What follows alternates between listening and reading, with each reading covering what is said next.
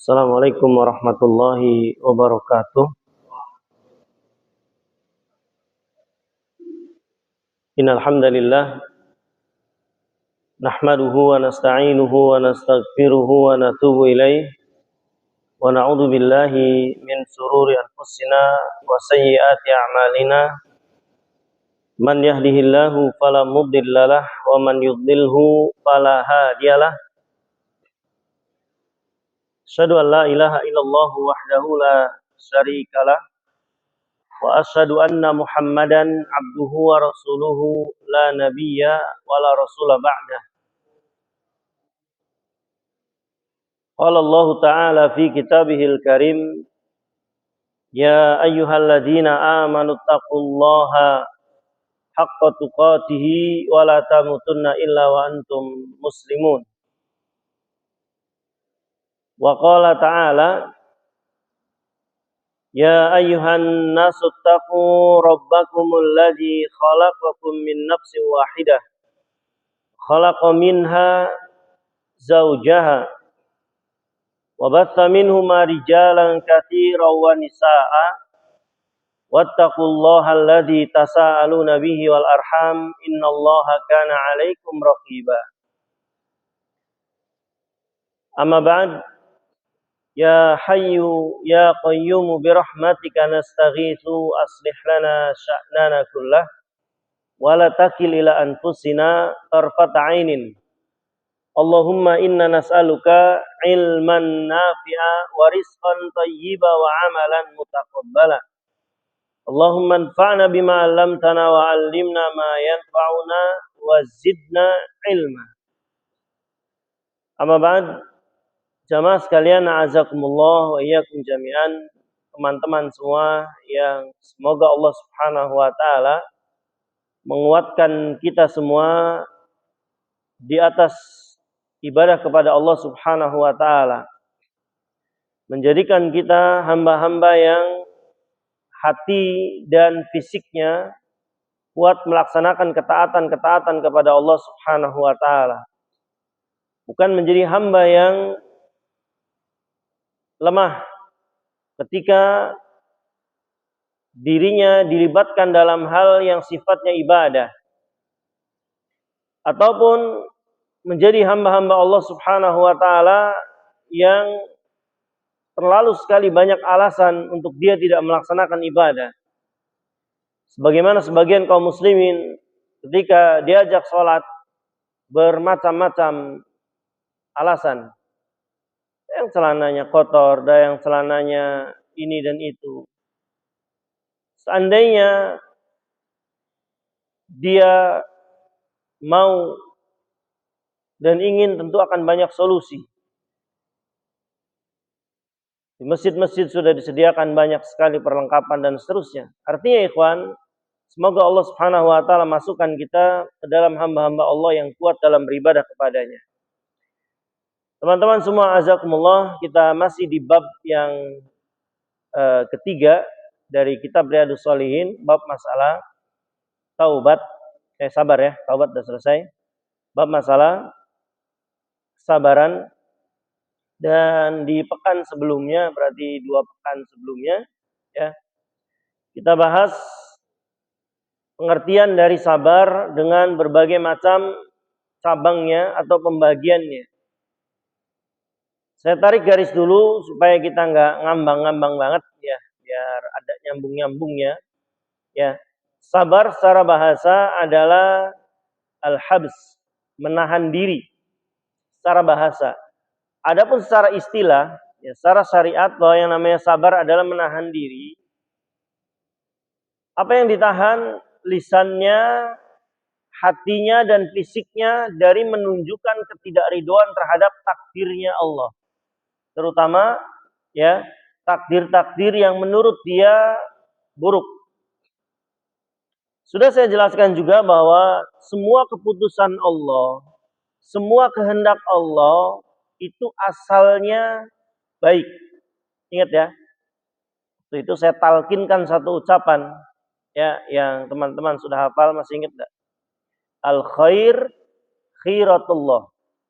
Yang terbaik adalah pilihan Allah. Masih ingat? Ingat atau kelalen? Hah? Saya pernah nyampaikan nggak itu? Yang terbaik adalah pilihan Allah. Ya, Allah Maha berilmu, tahu di antara sekian perkara Allah pilih ini yang terbaik. Kenapa saya pastikan semua keputusan Allah baik? Karena Allah Al-Hamid, Maha terpuji. Allah Ar-Rahman Ar-Rahim, Maha pengasih dan penyayang. Ketika memutuskan antum harus A, meskipun dirasa tidak enak atau yang semisalnya, maka yakinilah wa asa an takrahu syai'a wa huwa khairul lakum. Jadi yang kamu benci itu yang terbaik kata Allah. Lalu sudah kita sampaikan teman-teman semua, azakumullah, sekedar menarik garis ya dari kan sebelumnya, bahwa kesabaran secara umum dibagi menjadi 3 ya. Pertama apa? Sabar di atas ketaatan kepada Allah. Ya, seperti ini, sabar. Tidak lama kok. Ya, dari maghrib sampai isya paling lama 35 menitan. Sabar. Ya, Anda bisa berdiri berjam-jam di pabrik misalkan, atau jalan-jalan, atau bahkan muncak gunung sekian mdpl. Anda kuat. Ya, kenapa setengah jam Anda banyak mengeluh? Itu maksud saya di awal tadi. Anda kuat berjam-jam berdiri, jalan-jalan, nempuh kena hujan, kena angin. Gak ada. Maka sabar di atas ketaatan. Tidak lama kok. Gak ada satupun ibadah di muka bumi ini yang lama. Gak ada. Sholat. Ya 10 menit tadi. Paling gak ada 10 menit juga. 7 menitan. Ya, gak ada yang lama. Haji yang lama aja ada baliknya. 40 hari pulang selesai. Ya, gak ada ibadah yang lama. Jadi sabar. Ya. Dan gak ada ibadah ikhwan azakullah sifatnya maksa. Gak ada. Laksanakan semampunya. Saya sudah jelaskan. Maka ini yang pertama, ya, as-sabru ala taatillah. Sabar di atas ketaatan kepada Allah. Yang kedua, sabar di atas menahan diri dari maksiat kepada Allah. Enggak ada satupun kenikmatan bermaksiat yang kekal. Anggaplah dari sekian maksiat, mungkin sepakat kita zina lah yang paling nikmat. Kita anggap itu, ya. Barat orang gulet kan, ya kalau nggak mukul kepukul, ya. Barat orang korupsi mungkin ada was-was. Kita ambil contoh orang berzina. Berapa lama dia mau menikmati perzinahan itu? Ya. Apa 10 jam, 20? Enggak. Berapa menit selesai? Dan dosanya terus berlanjut. Belum lagi urusannya itu adalah hutang. Ya. Dan seterusnya. Maka sabar. Paham? Gak ada kemaksiatan yang nikmatnya abadi. Maaf, Anda melihat tayangan-tayangan yang jorok. Berapa lama Anda akan sanggup? Saya yakin gak akan 12 sama, gak ada. Bentar aja kok. Tapi Anda mengotori pikiran Anda, mengotori mata dan seterusnya. Sabar. Di atas menahan diri dari maksiat kepada Allah. Dan yang ketiga apa? Sabar di atas takdir Allah. Ya. Dan saya sudah jelaskan juga teman-teman, di antara 3 macam sabar ini, ya, mana yang lebih unggul? Masih ingat jawabannya yang mana? Mana yang paling unggul? Apakah 2 yang awal atau yang ketiga? Ayo yang dari awal hadir. Mas Saiful. KM-nya jadi tunjuk. Atau KM nunjuk lagi, nggak apa-apa. Tunjuk aja. Fadhal, siapa yang bisa? Ibu-ibu? Mbak-mbak?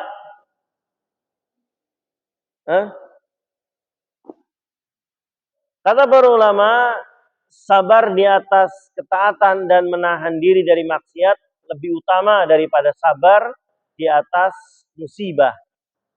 Kenapa? Karena sabar di atas musibah orangnya nggak ada pilihan. Nggak ada pilihan, mau milih apa udah kena musibah. Contoh, ya, Nabi Yusuf alaihissalam kena 3-3-nya nih. Nabi Yusuf ini kena 3-3-nya. Ketika dia dimasukkan oleh saudara-saudaranya ke dalam sumur, sabar dia.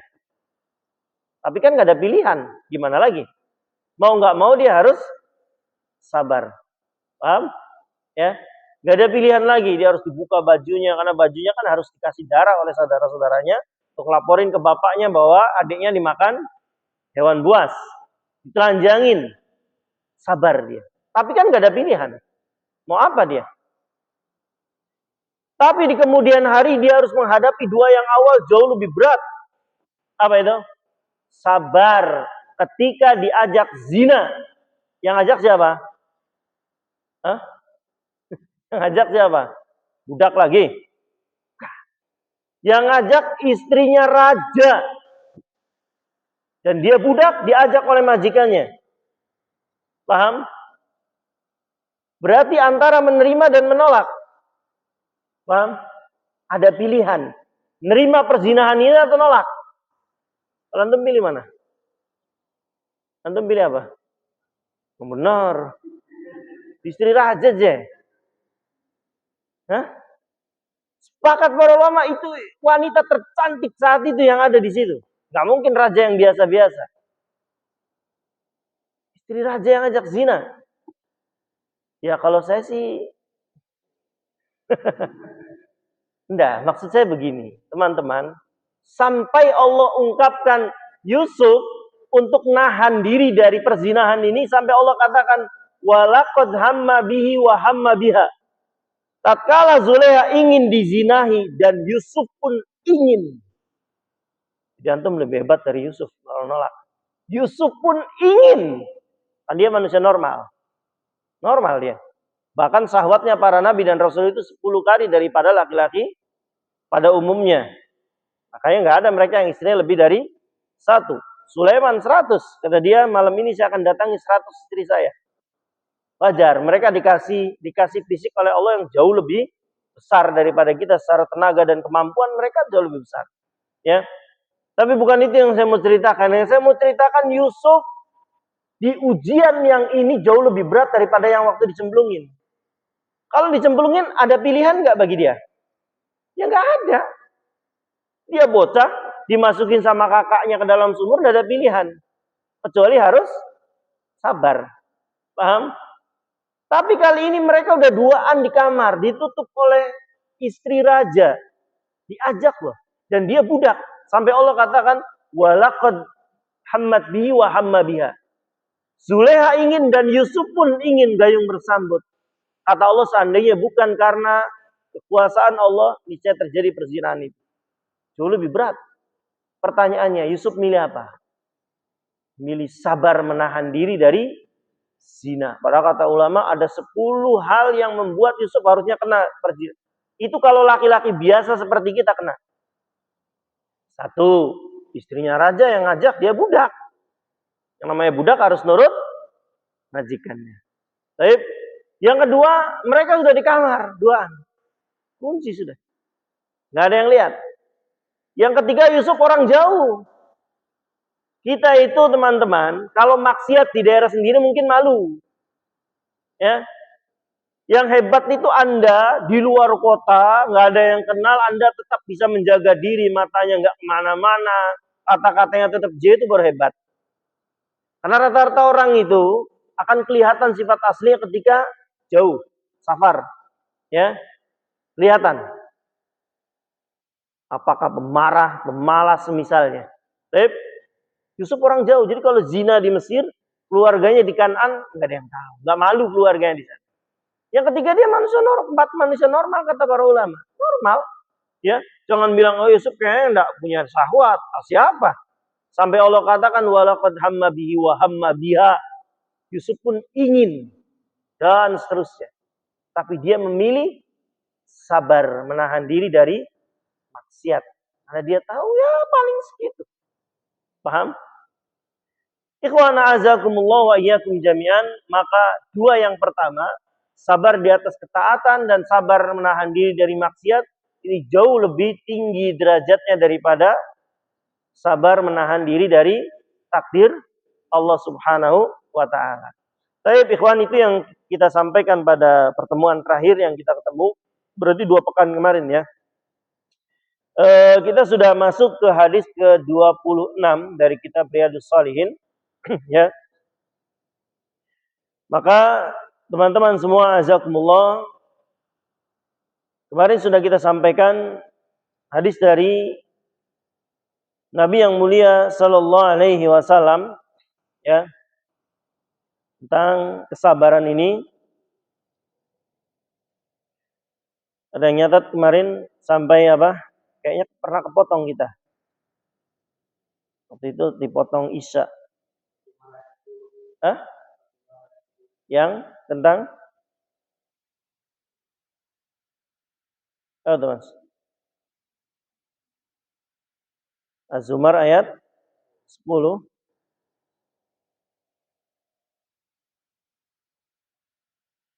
Baik. Atau mungkin kita mulai dari sini aja, hadis-hadis tentang sabar. Ya. Inilah resikonya kalau liburnya kelamaan begini.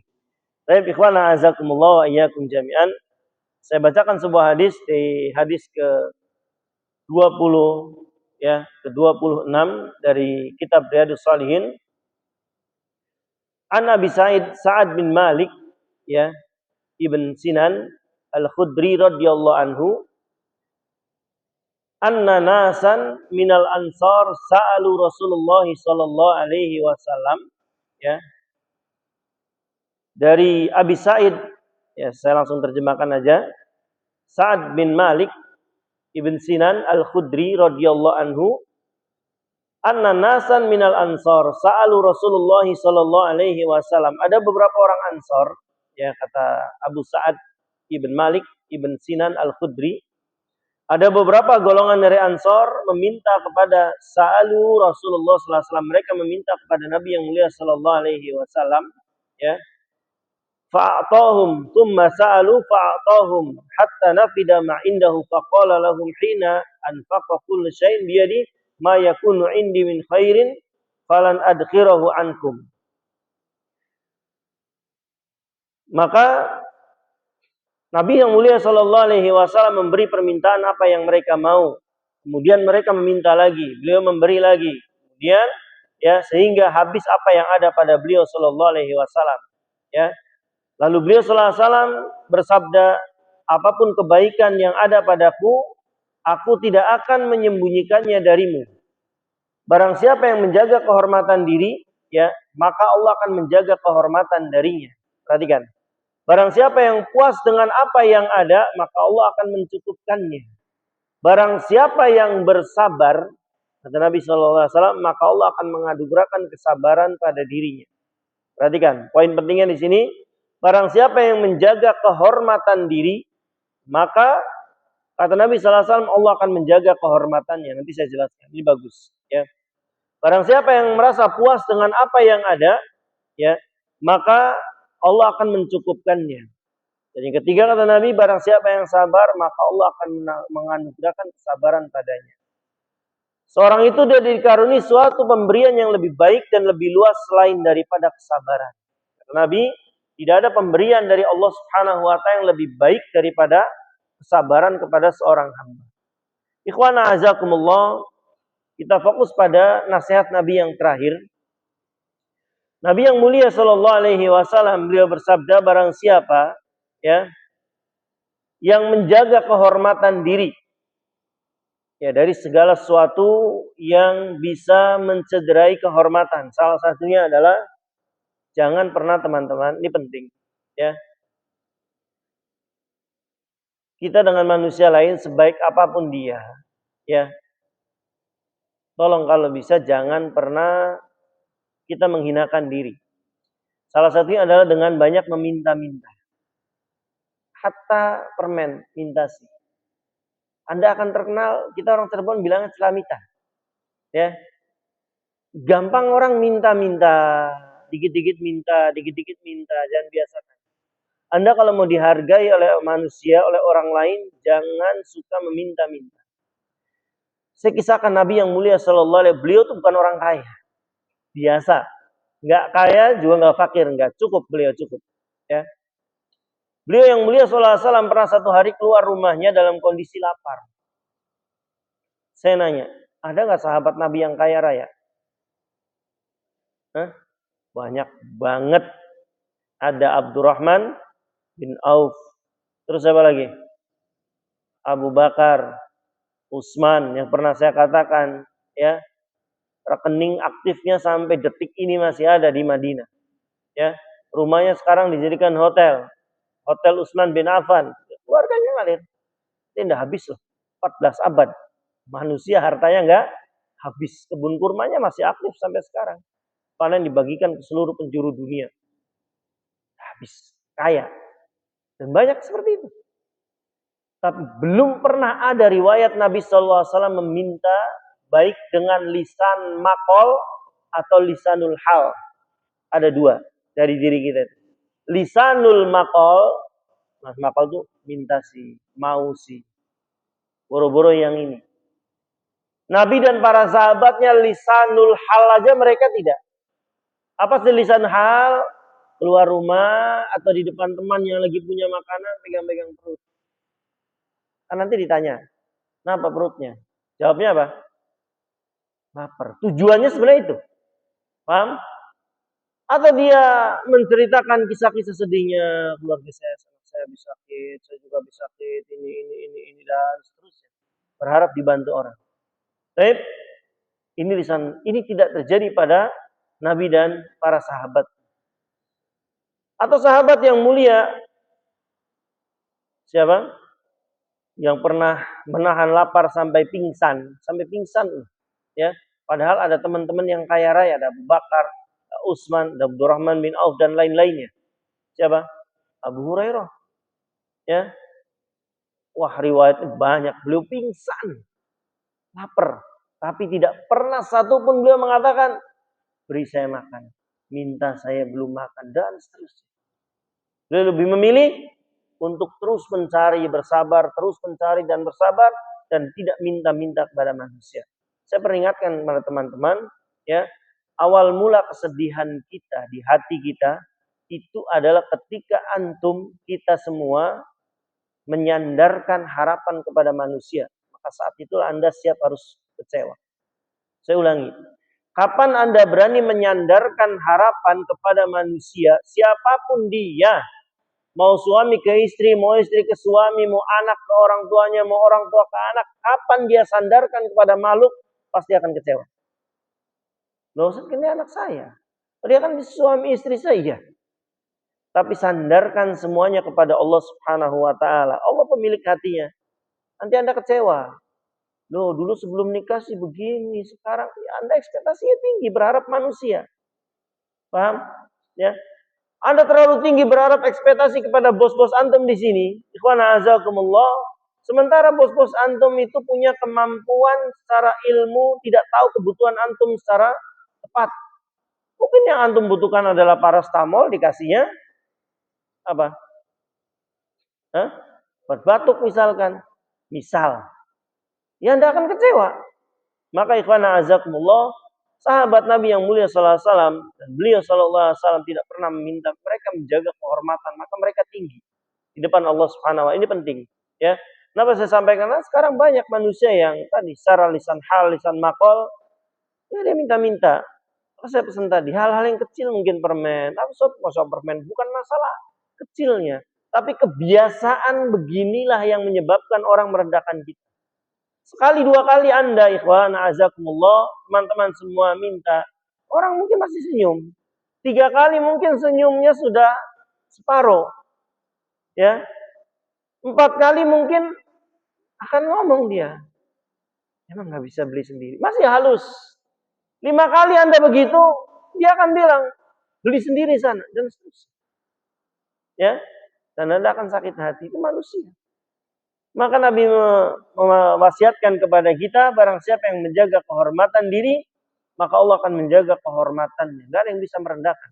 Apalagi kita para dai ikhwan, ya, para ustadz, jangan sampai orang itu menolak dakwah kita karena kita Islami. Tidak boleh. Ya, orang bisa menolak dakwah kita jauh lebih bahaya nanti. Nah, ustadz ini sih diajak makan juga nanti nggak akan negur saya. Dan seterusnya. Apalagi kita. Paham? Maka ikhwan a'azakumullah, masing-masing kita menjaga diri, menjaga kehormatan agar jangan sampai orang merendahkan kita. Ini nasihat Nabi SAW pertama. Yang kedua, Nabi mengatakan barang siapa yang merasa cukup dengan apa yang ada padanya, ya, maka Allah akan mencukupinya. Kadang sebagian kita, ikhwana azakumullah, sudah Allah berikan mungkin sesuatu yang mencukupinya, tapi mungkin ya namanya manusia, kata Nabi SAW, seandainya manusia punya satu lembah emas, niscaya dia akan mau 2 lembah emas dan seterusnya. Dan yang ketiga dari sabda Nabi yang mulia sallallahu alaihi wasallam, ya, barang siapa yang merasa puas dengan apa yang ada pada dirinya, ya, barang siapa yang bersabar, maka Allah akan menganugerahkan kesabaran pada dirinya. Dan sudah kita jelaskan bahwa pahala sabar ini berbeda dengan amalan-amalan pada umumnya, ya, yang pahalanya itu terhitung dan terkonfirmasi baik jumlah ataupun yang semisalnya, ya. Ya kayak sedekah misalkan. Info yang masuk ke kita ada 10 sampai 700 kali lipat, ada informasinya, ya. Kalau kita sholat jamaah, informasi yang masuk ke kita pahalanya berapa? 27 derajat. Nominalnya tuh ada, angkanya tuh ada, ya. Atau info dapat A, B, C-nya tuh ada. Hanya pahala sabar yang nggak pernah Allah informasikan jumlahnya, nominalnya, atau jenisnya seperti apa. Enggak ada. Allah katakan, innama yuwaffas sabiruna ajrohum bighairi hisab. Dan hanya pahala kesabaran yang tanpa hitungan. Maka ini ikhwan azakumullah, belajarlah kita bersabar dari kemaksiatan, menahan diri dari maksiat pada Allah. Bersabarlah untuk, ya biasanya kita mungkin sholat lama dikit aja dan misal, ya, sudah aminnya udah gede, paham ya, udah khutbah lamaan dikit aja udah amin, gitu kan? Tidak begitu ikhwan, sabar, kita tidak lama ibadah. Dan terakhir, sabar dalam menahan diri dari marah terhadap takdir-takdir Allah Subhanahu wa taala. Baik, ikhwan azakumullah. Lalu hadis setelahnya, ya, ini hadis yang panjang. Semoga cukup waktunya, saya ringkaskan aja. Saya langsung terjemahkan. Ikhwan azakumullah, ada kisah dan hadis ini sahih riwayat Al-Imam Muslim di antaranya. Pertama, di zaman dulu ada seorang raja. Perhatikan, ini kisah yang mungkin dari kecil sebenarnya kita dengar kisah ini, ya. Tentang seorang pemuda yang dia sabar. Dengan kesabarannya Allah ganjar dengan sesuatu yang sangat besar. Saya ringkaskan, ada seorang raja, dia punya, jadi kalau raja-raja dulu tuh kayak sekarang sih tangan kanan lah. Cuma saat itu dia tangan kanannya bukan yang biasa-biasa, tapi tukang sihir yang hebat. Singkat cerita, tukang sihir ini sudah tua dan dia meminta, apa ya, kalau kita regenerasi lah. Minta dicarikan salah seorang laki-laki pemuda, syaratnya harus pemuda. Ya. Nanti kita jelaskan kenapa harus yang muda, kenapa tidak yang tua, ya, dan yang semisalnya. Syaratnya dia minta penggantinya ini seorang yang anak muda, tapi yang paling cerdas. Maka mulailah disaring dan dapatlah seorang pemuda. Ya, ada yang mengatakan namanya siapa? Saya ingat siapa? Ada yang mengatakan namanya Ziddan atau yang semisal. Wallahu alam, ini kebenaran nama, yang jelas dia seorang pemuda. Didapatlah, dan pemuda ini dikatakan pemuda yang cerdas yang ada di wilayah tersebut. Maka mulailah dia menuju ke istana untuk belajar sihir. Perhatikan Ikhwan, runtutan kisahnya. Ya. Di tengah perjalanan mau ke tukang sihir ini, pemuda ini ketemu dengan salah seorang ahli ilmu di zaman itu. Ya, ahli ilmu di zaman itu yang masih menyembah Allah semata, tidak berbuat syirik. Ditanya oleh laki-laki ini, Anda mau kemana? Saya mau belajar sihir kepada penyihir raja. Maka kata laki-laki ini, wahai anak muda sini, saya ajarkan kau sesuatu. Maka mulai diajarkan agama yang benar. Baik, nanti kamu telat. Nah, ketika telat, pasti kamu akan ditanya, kenapa engkau telat? Jawab, ya, ada yang menahanku. Maksudnya ya, kalau kita sekarang kayak macet, terus ya, pokoknya bikin alasan. Jangan bilang engkau habis dariku. Baik, besoknya ketika engkau lewat, mampir dulu ke saya, belajar dulu, lalu ke sana silakan. Pemuda ini karena cerdas belajar dua hal yang berlawanan. Satu belajar Islam yang baik dan benar, satu belajar sihir. Baik. Singkat cerita, nah di sini panjang banget teman-teman, ya. Pemuda ini sudah sampai di titik dia punya kemampuan, ya, yang melebihi gurunya yang pertama, yaitu yang tadi, seorang ulama tadi, ahli ilmu tadi, ya. Maka ulama ini mungkin engkau akan ketahuan siapa dirimu, ya. Karena ada keluarga raja yang saat itu matanya buta, ya. Lalu raja ini bilang ke anak muda, apa engkau bisa sembuhkan? Anak muda ini berdoa, ya. Ini bedanya dengan Nabi Isa. Kalau Nabi Isa langsung diusap mata sembuh. Kalau ini berdoa dulu dia. Berdoa ke Allah, dan doa anak muda ini dikatakan tidak pernah ditolak sama Allah. Maka sembuh. Akhirnya raja senang. Senang apa? Bahwa kadernya telah berhasil dengan sihir. Paham? Disangka oleh raja. Padahal dia gunakan apa? Doa dari Islam. Bukan dengan sihir. Kalau sampaikan kepada tukang sihir ini, Anda telah berhasil mendidik murid. Ya, maka dipanggil anak muda. Saya dengar engkau sudah punya kemampuan ini. Pemuda ini mengatakan, ya, bukan saya dan bukan sihir yang menyembuhkan, tapi Allah. Ini awal mula malapetaka bagi dia. Dia katakan Allah yang menyembuhkan. Wah, terperangah raja dan tukang sihir. Siapa Allah? Siapa Allah? Dia katakan Allah adalah Tuhanku, Tuhanmu, dan Tuhan semesta alam, mencipta, menguasai, dan mengatur alam semesta. Maka mulailah dia di tracking. Dari mana kamu tahu perkara-perkara ini? Ulamanya bilang, terakhir, engkau bentar lagi mau diuji. Jangan katakan saya di sini. Ya. Akhirnya pemuda ini disiksa sebagainya. Akhirnya dia mengatakan yang mengajarinya adalah seorang ulama. Maka ulama ini dibunuh. Ya, tinggallah dia. Tapi sebelum mati, ulama ini mengatakan, sabarlah, maka engkau akan menang. Kunci, sabar maka akan menang. Maka ikhwan azakumullah, pemuda ini dipaksa oleh raja dan tukang sihir untuk keluar dari Islam. Jelas dia nggak mau. Maka kata raja, ikat dia dan bawa ke puncak gunung. Mulai ingat kisahnya? Ada yang tahu kisahnya? Nah, di sini sahih. Ikat pemuda ini dan bawa ke puncak gunung dan lempar kalau dia nggak mau keluar dari agamanya. Maka dia diikat, dibawa ke puncak gunung, dan Allah penguasa gunung dan alam semesta memerintahkan pada gunung untuk gempa. Maka semua pasukan raja yang di puncak gunung mati kecuali pemuda ini. Tapi dia nggak kabur.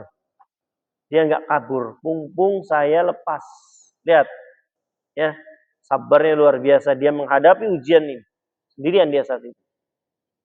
Dia balik ke istana lagi. Raja kaget, di mana pasukan mati semuanya? Nah, enggak. Allah selamatkan saya. Tambah marah raja. Allah yang telah selamatkan saya. Baik. Kata raja, ikat dia dan bawa ke tengah laut, tenggelamkan dia. Allah pemilik lautan dan alam semesta memerintahkan untuk ombak untuk membalikan perahu ini dan menyelamatkan pemuda ke daratan dan menenggelamkan semua. Balik lagi dia ke istana. Ya. Bukan untuk nantang, memang untuk menyadarkan dia dengan sabarnya dia hadapi sedikit demi sedikit masalah yang ada. Sebagian kita baru sedikit kesandung mundur. Paham? Sedikit kesandung, ada masalah sedikit, lari kita dari masalah. Apalagi generasi-generasi di bawah kita yang seumuran dengan kita, insya Allah tangguh-tangguh. Bawah kita ini, masya Allah, berita-berita di media itu anak-anak muda sekarang, ya, ya dikit-dikit, naudzubillah ini nggak bisa ditiru, ya, dan ini direkam tentu saya nggak boleh mengatakan, macam-macam, ada yang bunuh diri, ada yang masalah dengan pasangannya dibegini, naudzubillah, macam-macam, ya, ini menunjukkan ketidakadasabaran di mereka. Lihat pemuda ini, dia datang lagi ke istana, dan pemuda ini kali ini bilang, engkau tidak akan bisa mematikan saya, karena yang mematikan saya hanya Allah, dia katakan. Lalu raja ini bilang, bagaimana caranya saya mematikan engkau? Baik, dengan sabarnya dia menjelaskan sesuatu yang menjadi titik balik peradaban saat itu. Kata anak muda ini, kalau engkau membunuh saya, mematikan saya, yang pertama, ya, kumpulkan seluruh rakyatmu di satu tempat. Baik, kumpulkan rakyatmu di satu tempat, di waktu mereka libur semua, liburkan semuanya, pokoknya nggak boleh ada aktivitas. Satu. Baik. Lalu ikat saya di tiang yang tinggi yang bisa dilihat oleh semua orang. Ya. Ikat saya di tiang yang tinggi yang bisa dilihat oleh semua orang. Baik. Habis itu kamu panah saya. Tapi sebelum engkau mana, kau harus mengucapkan Bismillahi birabbil gulam. Ya, Bismillahi birabbil gulam. Dengan menyebut nama Allah, Tuhannya pemuda itu. Saya nggak sadar. Ini jebakan yang luar biasa hebatnya. Maka pemuda ini dengan sabar menjelaskan.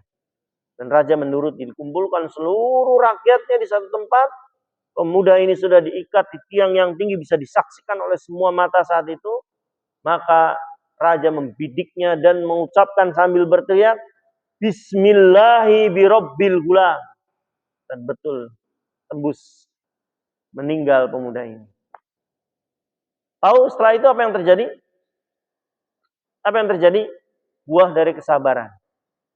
Buah dari kesabaran Allah berikan sesuatu yang jauh melampaui apa yang kita punya. Apa yang kita pikirkan. Rakyat saat itu melihat raja menyebut satu nama, yang dengan satu nama itu pemuda bisa mati. Padahal sebelumnya pemuda ini tidak bisa mati. Tapi ketika disebut nama itu pemuda ini bisa mati. Siapa kira-kira tadi yang disebut? Allah. Ingat, dia mengatakan Bismillah dengan menyebut nama Allah. Apa yang terjadi? Mati satu, seluruh rakyatnya masuk Islam. Ya, mereka akhirnya mengatakan kami beriman bi rabbil gulam. Ya, amanna bi rabbil gulam. Seluruh rakyat mengatakan buah dari kesabaran pemuda ini Allah mengganjar dengan sesuatu yang berjuta-juta, lebih dari itu berlipat-lipat kebaikan. Akhirnya rakyat masuk Islam. Karena tahu berarti ada Tuhan yang berkuasa atas alam semesta. Dia dibawa ke puncak gunung, ketika Tuhannya pemuda ini belum berkehendak, tidak bisa mati. Ketika dia dibawa ke tengah lautan, ketika Tuhannya anak muda ini, dia tidak bisa. Tapi ketika disebutkan nama Tuhannya anak muda ini bisa mati. Berarti dialah asli Tuhan. Baik, saat itu manusia dibakar, dibikin parit oleh anak buahnya raja yang masih pro raja, dibikin parit satu persatu mereka dimasukkan ke dalam api, ya. Maka satu persatu mereka dilempar ke dalam api bagi orang-orang yang tidak mau murtad dari agama Islam, ya. Tapi mereka kuat, semuanya masuk dalam parit, ya, dan tinggal seorang ibu yang menggendong bayi yang masih merah. Ini pun kesabaran yang luar biasa. Hasil dari sabar Allah berikan sesuatu yang tidak dimiliki oleh ibu-ibu yang lain. Ibu ini masih menggendong bayinya, ya, ini pun satu kisah di antara sekian bayi yang bisa bicara saat masih bayi ini, ibunya bayi ini di kisah ini, ya. Ibu ini ragu antara mempertahankan keimanannya atau bayinya yang masih merah ini harus masuk ke dalam kobaran api. Maka maju ini layaknya seorang ibu yang punya kasih sayang yang tinggi kepada anaknya, maka dia maju mundur, maju mundur, maju mundur. Tiba-tiba dengan kesabarannya, bayi ini berbicara. Apa kata bayi ini? Ya ummi, isbiri innaki al-haq. Ya, wahai ibu, sabar. Kita sedang berada di atas kebenaran. Maka mereka berdua terjun ke dalam api. Lebih memilih mempertahankan keislamannya daripada ya api. Maka dari sini, ikhwan azakumullah, dua kesabaran yang membuahkan hasil yang besar. Cuman kadang kita, ikhwan azakumullah, tadi saya katakan, baru sekali kesandung menemui satu masalah, seperti beban itu ketindih gunung. Ikhwan azakumullah, kita punya Rob yang maha besar, Allahu Akbar. Maka pastikan di hati kita, tidak ada masalah yang lebih besar daripada Allah. Saya tanya, apa sih masalah kita yang besar? Dibandingkan Allah Subhanahu wa taala akbar yang maha besar, antum tenang, ya. Antum punya Rob, punya Tuhan yang maha besar dan masalah antum kecil di depan Allah Subhanahu wa taala. Dan selesai orang-orang yang telah sabar selesai menghadapi masalahnya di antara dua orang tadi, seorang ibu dan seorang pemuda yang menghadapi ujian demi ujian dengan kesabaran. Maka ini ikhwan azakumullah, saya kira pelajaran terpenting untuk kita semua, di mana kita diwajibkan oleh Allah Subhanahu wa taala untuk bersabar, dan setelah kesabaran itu ada pertolongan Allah Subhanahu wa taala. Lalu ikhwan azakumullah, ada hadis juga dari Nabi yang mulia sallallahu alaihi wasallam, ya. Ini tentang Nabi kita yang mulia sallallahu alaihi wasallam, tuh bisa lihat di hadis ke-29, ya. Satu hadis lagi. Saya ringkaskan aja hadis ini di nomor ke-29 dari kitab Riyadhus Shalihin, ya, dari Abu Zaid Usamah bin Zaid, ya. Dia mantan budaknya Nabi Shallallahu alaihi wasallam, ya, Abu Zaid, ya, Usamah bin Zaid bin Harisah ini, dia adalah pelayan dan kekasih dan anaknya juga kekasihnya Rasulullah sallallahu alaihi wasallam, maksudnya kesayangannya Nabi sallallahu alaihi wasallam. Dia mengisahkan bahwa salah seorang putrinya Nabi, perhatikan ya, Nabi sallallahu alaihi wasallam pun harus sabar. Nabi pun harus sabar, sama seperti kita ketika kena musibah. Beliau menyampaikan salah seorang putrinya Nabi yang mulia sallallahu alaihi wasallam, ya, memberitahu kepada Nabi bahwa salah seorang anaknya, ya, ini salah seorang cucunya Nabi berarti lagi sekarat mau meninggal. Perhatikan, ya. Ada utusan dari anaknya Nabi sallallahu alaihi wasallam yang perempuan untuk memberitahu Nabi, ya, cucunya sekarat. Lagi sekaratul maut. Nabi yang mulia sallallahu alaihi wasallam lalu bersabda kepada utusannya, "Inna lillah ma akhadha wa lahu ma a'ta. Wa kullu shay'in indahu bi ajalin musamma. Fal tasbir wal tahsib." Kata Nabi, ya, kepada utusan itu, sampaikan kepada putriku bahwa inna lillah, semuanya dari dan milik Allah. Teman-teman, saya akan pelankan dikit lagi, ini penting, ya. Sebetulnya masalah kita itu satu di dunia ini, ya. Apa itu? Merasa memiliki. Ketika Anda merasa memiliki dunia, harta itu milik Anda, anak itu milik Anda, rumah itu milik Anda, maka ketika kehilangan Anda akan sedih. Padahal kalau Anda sadari, ya, itu lillah, ya, kalau kita kena musibah, inna lillahi wa inna ilaihi rajiun. Apa artinya? Inna lillahi wa inna ilaihi rajiun. Apa artinya? Ya? Sesungguhnya semuanya milik Allah dan akan kembali ke Allah. Saya ulangi, ya. Coba resapi.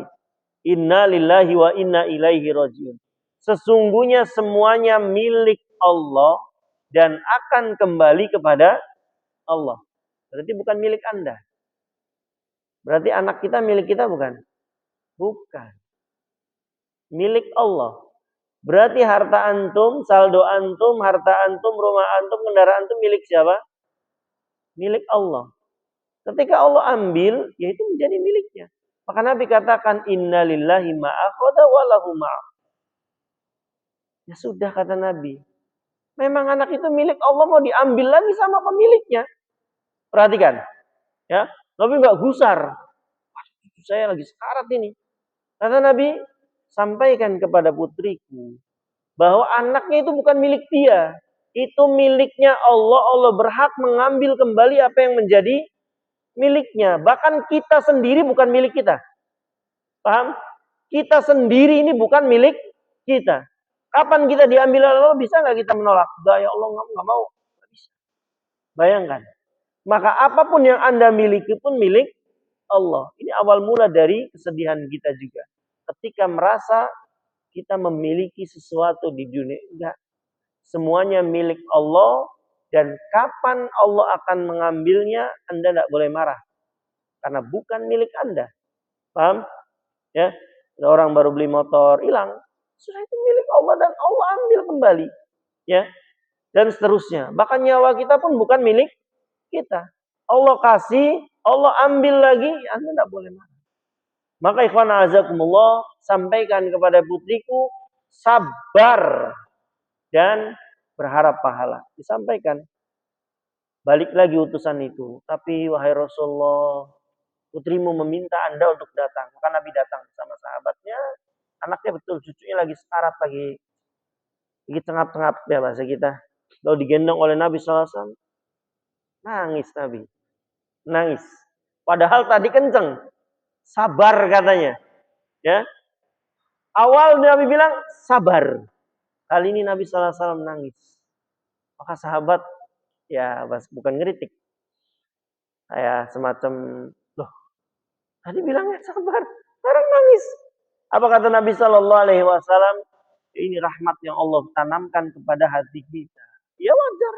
Ya, melihat anak kecil yang lagi sakaratul maut, wajar seorang kakek, seorang orang tua yang nangis. Tapi Nabi sadar, bayi ini milik Allah dan Allah akan mengambilnya kembali. Jadi ikhwan azakumullah, berkali-kali saya katakan, kalau ada manusia nggak boleh diuji, Nabilah Shallallahu Alaihi Wasallam yang tidak layak diuji. Nyatanya beliau Sallallahu Alaihi Wasallam pun Allah uji dengan ujian yang bermacam-macam. Maka ikhwan azakumullah, insyaallah kita lanjutkan pembahasan kita. Masih di bab sabar, masih banyak banget hadisnya. Dan ini bagus-bagus sekali untuk kita pelajari satu persatu dari hadis-hadis yang ada. Baik, sampai sini dulu. Barangkali ada pertanyaan, 1-2 pertanyaan, silakan. Di situ kita laksanakan sholat isya, insyaallah. Fadhal.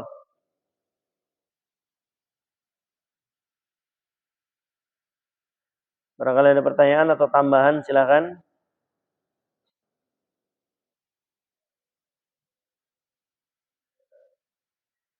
Naam. Assalamualaikum warahmatullahi wabarakatuh.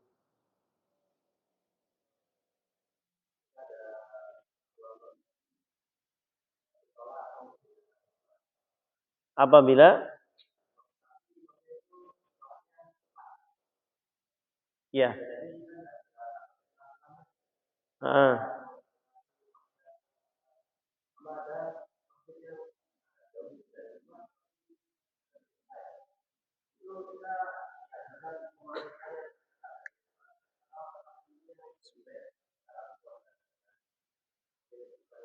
Ya. Assalamualaikum warahmatullahi wabarakatuh. Ini kondisi yang sangat memungkinkan untuk terjadi pada kita semua, ya. Permasalahan sholat adalah permasalahan yang penting, ya, karena dia adalah amalan yang pertama kali dihisab oleh Allah Subhanahu Wa Taala. Kan dia dijadikan tolak ukur baik atau tidaknya amalan yang lain bergantung pada sholat kita. Maka pastikan sholat kita sesuai dengan apa yang Nabi katakan. Karena perkara sholat ini Nabi langsung mengatakan, Sallu kama ra'aitumuni usolli. Sholatlah kalian sebagaimana kalian melihat aku sholat. Maka para sahabat meriwayatkan Nabi itu kalau takbir gini, sedekapnya gini, ya nanti angkat tangannya sejajar dengan pundak dan telinga, sedekapnya begini, ya dan seterusnya sampai salam. Ya, karena Nabi mengatakan, Sallu kama ra'aitumuni usolli. Pada perjalanannya sebagian manusia ya yang sebetulnya sih teman-teman kalau boleh jujur, antum tuh jangan rebutan imam ya.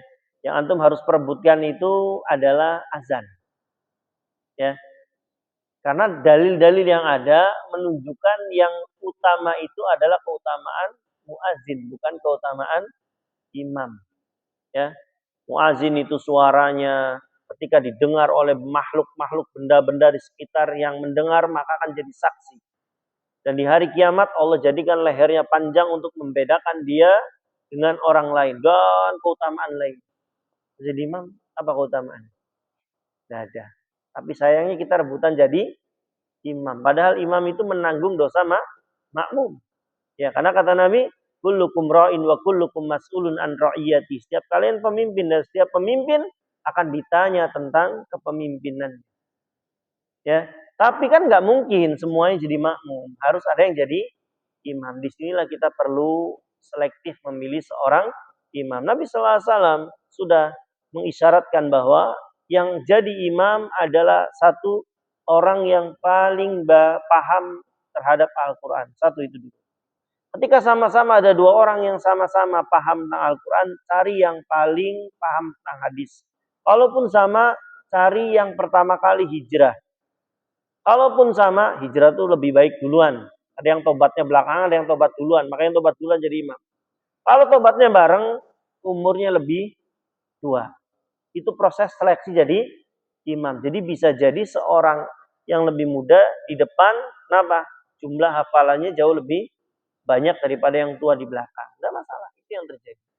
Sekarang di kondisi tadi, gimana? Karena kita ada anjuran untuk memakmurkan masjid di dekat kita. Sementara dekat kita posisi masjidnya dengan kondisi kayak gitu. Ya, baru juga mau ruku. Ini udah sami Allahu liman hamidah. Jer-jeran, ngos-ngosan kita sholat. Ya, saya nggak nyaman banget. Baru kita nempelin jidat nih. Allahu Akbar, Allahu Akbar. Ngejer lagi kita dan semisalnya. Ini akibat kita mengangkat imam yang tidak tahu paham tentang hukum-hukum sholat. Gimana sebaiknya kalau di kondisi seperti ini? Kalau memang bisa dinasehati, terutama di hal-hal yang menjadi rukunnya, ya kalau memang kita didengar ya. Kalau nggak didengar ya susah. Ya, misal dia tokoh dinasehati oleh kita bocah, ya sabar cung, ya malah digitukan, ya. Kalau kita didengar kita ngomong, Pak, ya tapi jangan jatuhkan dia, ya. Sambil ngobrol biasa, ya. Pak, saya tuh suka kewalahan ikuti Bapak. Bapak tenaganya masih kuat banget ya. Saya baru gini, Bapak udah bangun. Dia mikir, jangan-jangan sholat saya kecepatan. Misalkan, itu kan nggak menyinggung dia toh, ya. Bapak tenaganya Masya Allah pasti udah tua, tapi saya kewalahan ngikutin, ya. Kayaknya agak dipelanin misalkan, ya. Kalau memang ikhwan a'azakumullah dirasa sholat ini tidak mendatangkan kekhusyuan, bahkan cenderung kita emosi di sholat, maka pindahlah dari situ. Tidak masalah, boleh. Ya, jangan sampai kita jadi makmum dengan kondisi marah kepada imam. Yang ada sudah khusyuknya dapat, kita emosi di dalam sholat. Ya, karena gimana lagi sudah. Jadi bagi kita sholat di situ dalam kondisi seperti itu, ya kita tidak nyaman. Cari masjid-masjid yang memang bisa menerapkan sunnah dan lebih menjaga khusyuan dalam ibadah. Baik, ikhwan azakumullah, mungkin itu yang bisa disampaikan. Apaan lebih dari waktu isanya. Barakallahu fikum. Kita akhiri dengan doa kafaratul majlis. Subhanakallahumma bihamdik. Asyhadu an la ilaha illa anta astaghfiruka wa atubu ilaik. Assalamualaikum warahmatullahi wabarakatuh.